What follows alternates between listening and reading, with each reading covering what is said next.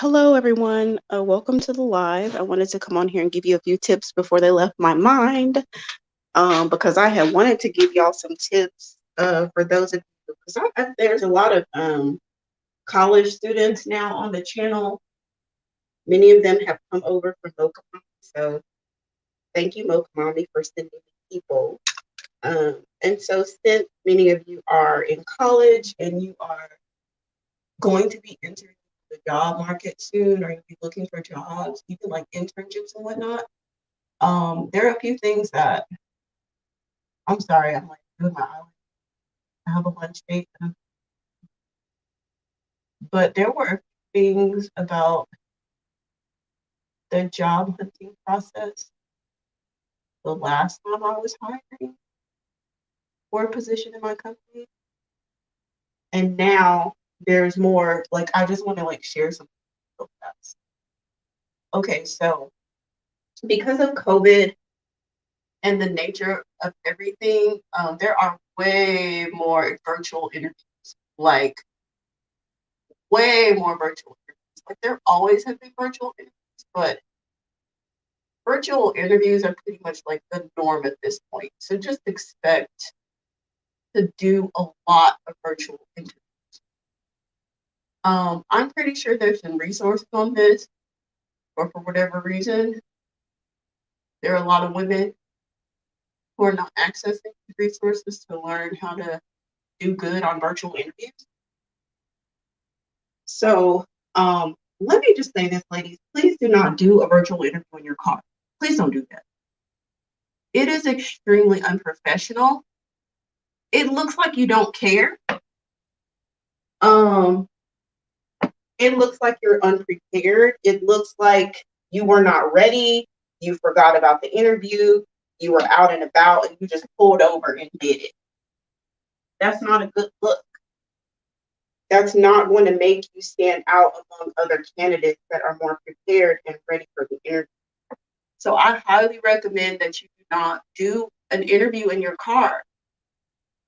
If you don't have a quiet place in your home, or like if you're in a dorm room and you're sharing it with somebody or something like that, I would recommend that you book a room at the library. It could either be on campus or it could be your local library. All you need is a membership, and then like just schedule a time that you can do the interview in a room.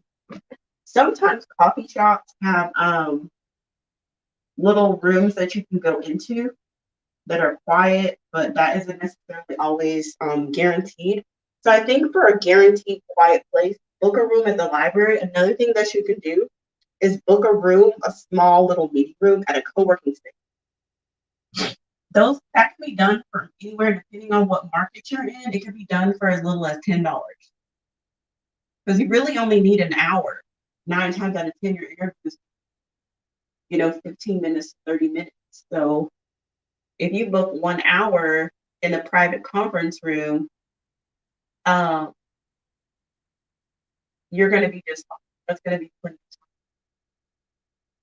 So please, or if you can find a friend or a family member or somebody in your church or somebody um, that that has a home office or just has a quiet place with a clean background, like it could just be a solid white wall. It's fine. You need to, book a space like that. Do not do an interview in your bed.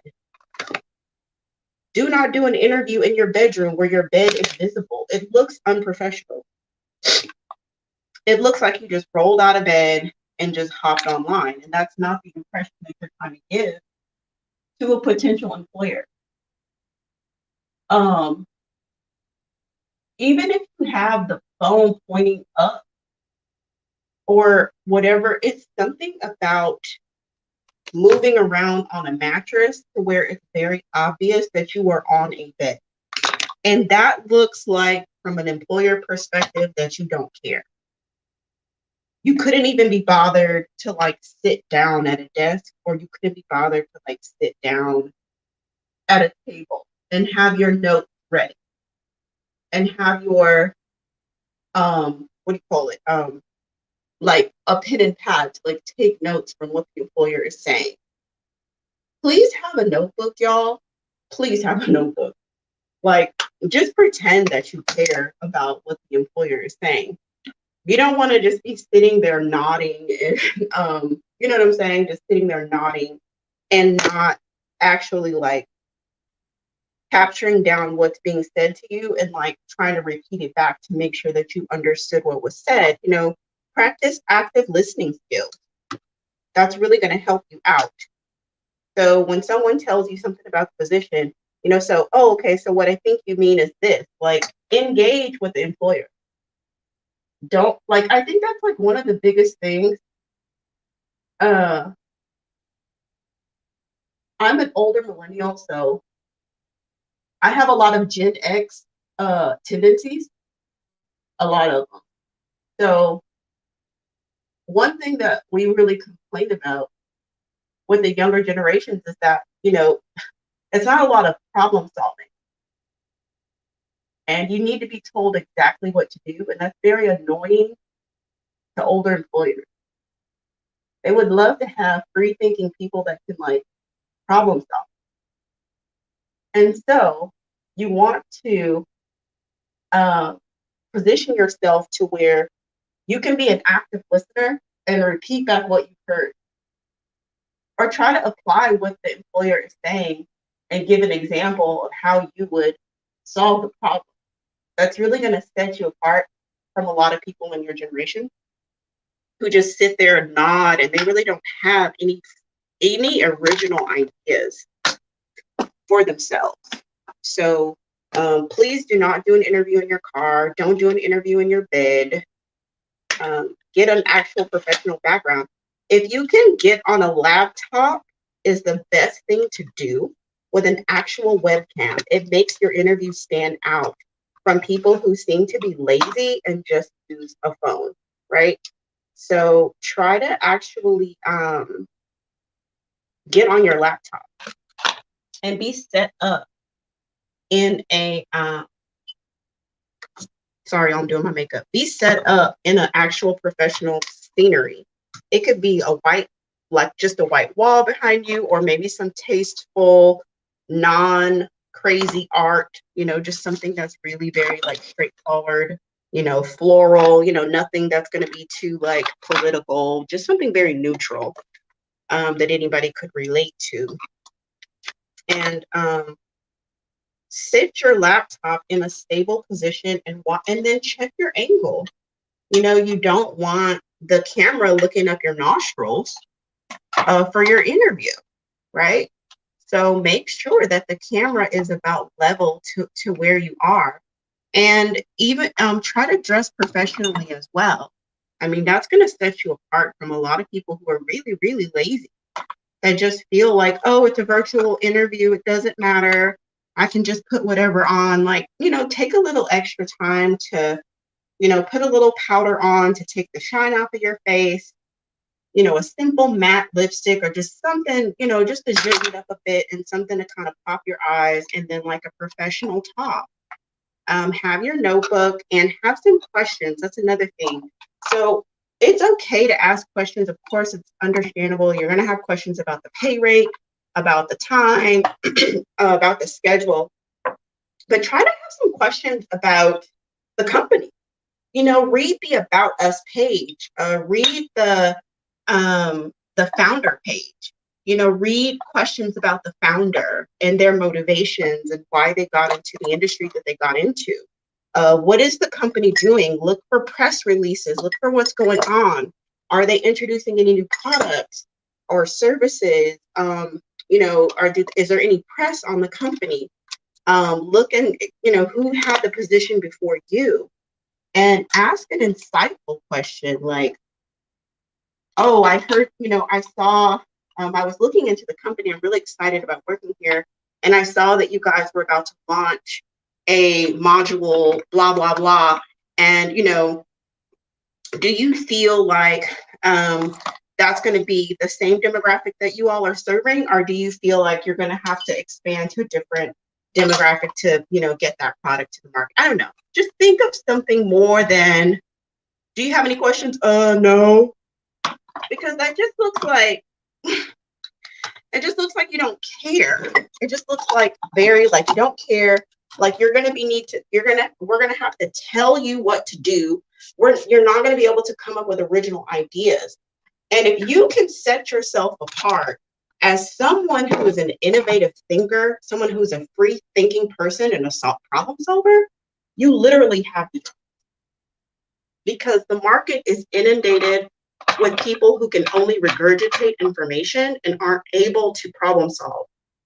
Like the job pool is overrun with those kind of people, thanks to public school, right? That just teaches you to respect authority and like do as you're told. But there's a lot of positions that really require more than just that. And if you want to not be stuck in a manual job, you don't want to be stuck in a job where you get orders, you follow the orders, you do as you're told. You put widget A into widget B and you're on an assembly line. If you want an exec, you see yourself maybe being an executive one day or a business owner one day or like rising the ranks, it's very important that you position yourself as a free thinker and you position yourself as someone who can bring value to the team. And think about what it is going on. Why do they need help? Those are the kind of questions that you need to be asking. Those are the kind of questions that you need to be asking. So when the employer asks all their questions and they ask if you have any questions, please don't say no. Please, y'all, don't do that. Please have some questions. Have something that impressed you about the company. Why do you want to work there? Let them know that. I'm really motivated by y'all's mission. I'm a mission-driven woman. I'm a mission-driven person, and the fact that y'all are providing solutions to customers in this area really motivates me because I see myself excelling on that team, and I want to help you all get this product to these customers. And I know that I'm coming in as administrative assistant or bookkeeping, or I'm coming in on the sales team, or I'm coming in on IT, or I'm coming in whatever it is that you're doing, fit your role into the bigger picture. Okay. Another thing, ladies, please follow up with your employers with a thank you and a bullet point about what you appreciated about the interview. Thank them for the interview. Thank them for the time. Reiterate what was discussed and how you can excel in the job, and then add new information into that email. So say, oh yeah, and additionally, I also meant to mention, from talking with you, I was reminded about another project similar to what you need that I really excelled at. And what I was able to do was, again, I'm so, interested in this position, and, here's my contact information, and I look forward to hearing from you with next steps. I have not had one Gen Z person, I haven't seen any Gen Z people follow up from an interview, So I guess if you do that, you're really going to set yourself apart, because most people are too lazy or whatever to do it. Happy Richland Pretty says, Google Meet has artificial backgrounds to use. Yeah, you could use that. The only thing about those artificial backgrounds on both Google Meet and on Zoom is it does take up more bandwidth. So you want to make sure that you have enough internet speed that can support using those backgrounds, because otherwise you could sound pixelated and sound dragged out and things like that. So check your audio, maybe try to check out the technology that the employer is going to be using, and try to use that technology with one of your friends ahead of your interview. And if you want to use one of those backgrounds, try it out and see what your friend sees on their end, and talk for a little while and get some feedback to make sure that it's going to look good. And then Happy Richland also says, I asked the HR rep that interviewed me why they joined the company. Oh yeah, that's a good one. Yeah, that's a good one. Just, have some questions, have a notebook. You want them to kind of be like, all right, well, that's all the time we have. Like, oh, okay, yeah, I have, there's so much more I want to learn, but I'll follow up in an email.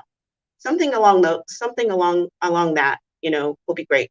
So if I can think of other career tips, I'll definitely bring them to y'all. But good luck, everyone out there who is looking for a job. And these are just some tips to help you stand out and bring back some old school values and job hunting skills that have been lost. But I think that they're still very relevant and very valid in today's market. And so, yeah, good luck. Talk to y'all soon. Bye.